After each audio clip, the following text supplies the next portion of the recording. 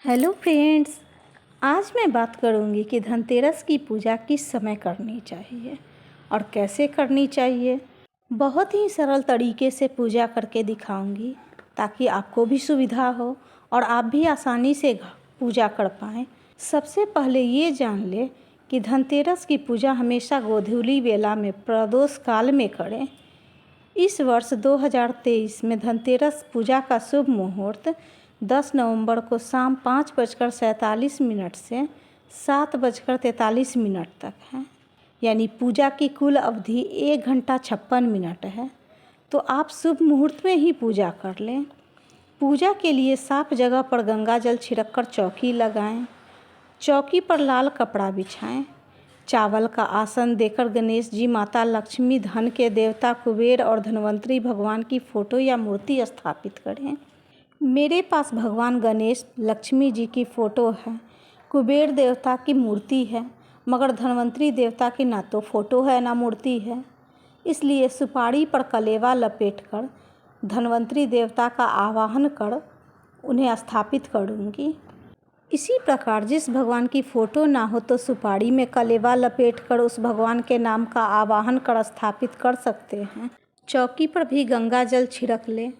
उसके बाद चावल का आसन देकर गणेश भगवान, माता लक्ष्मी को स्थापित करें। कुबेर देवता को भी चावल का आसन देकर कुबेर देवता की मूर्ति रखें या फ़ोटो रखें, जो भी आपके पास नहीं है तो सुपारी ही रखें। धनवंतरी देवता के लिए भी इसी तरह चावल का आसन देकर धनवंतरी देवता को स्थापित करें। चावल की स्वास्तिक बना ले, क्योंकि स्वास्तिक माता लक्ष्मी को बहुत ही प्रिय है और ये धनतेरस में माता लक्ष्मी विशेष रूप से पूजी जाती हैं।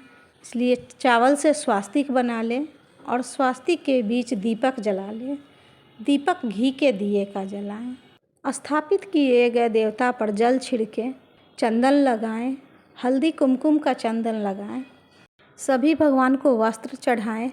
जहाँ वस्त्र न चढ़ा पाएँ वहाँ कलेवा रूपी वस्त्र चढ़ाएं। फूल चढ़ाएं। भगवान गणेश को दुर्वा चढ़ाएं। दीपक को भी कुमकुम लगाकर फूल चढ़ाकर पूजा करें। धनपोटली बनाने की सारी सामग्री जो भी आपने इकट्ठा की है उन सबको एक लाल कपड़े पे रख कर या पोटली बनाकर वो भी चढ़ाएं। धनवंतरी देवता आयुर्वेद के देवता होते हैं।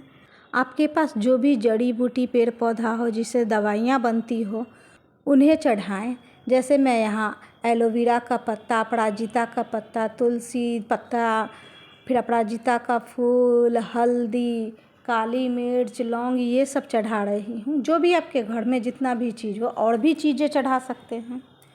माता लक्ष्मी को पान, सुपारी, लौंग, इलायची चढ़ाएंगे। सोने चांदी की नई चीज़ें खरीदी हैं तो वो चढ़ाएं, नहीं तो पहले से जो है उसे ही साफ कर चढ़ाएं। सिक्के नोट जितने हो उतने चढ़ाएं। जो धनतेरस में अगर आपने बर्तन खरीदा है वो भी चढ़ाएं। धनतेरस में आपने जो धनिया खरीदा है वो धनिया चढ़ाएं, इससे धन में वृद्धि होगी। खील बतासे चढ़ाएं, कुछ ऋतु फल चढ़ाएं। मेरे पास अभी सिर्फ केले हैं इसलिए मैं केला ही चढ़ा रही हूँ। आप चाहे तो कलश भी स्थापित कर सकते हैं। मैंने कलश की स्थापना नहीं की है, इसलिए एक लोटे में पानी रख रही हूँ। पूजा के बाद आरती ज़रूर करें। बहुत से लोग आरती नहीं करते हैं कि लक्ष्मी पूजा में आरती नहीं करनी चाहिए, मगर मैं यहाँ आरती कर रही हूँ, लेकिन शोर शराबे से नहीं, घंटी बजाकर नहीं करूँगी, मगर आरती दिखाऊँगी ज़रूर। इसी तरह आप अपने घर में पूजा कर सकते हैं, जो बिल्कुल ही कम सामान के साथ और सभी चीज़ चढ़ाते हुए पूजा हो सकती है। आप चाहे तो छोटा सा हवन भी कर सकते हैं।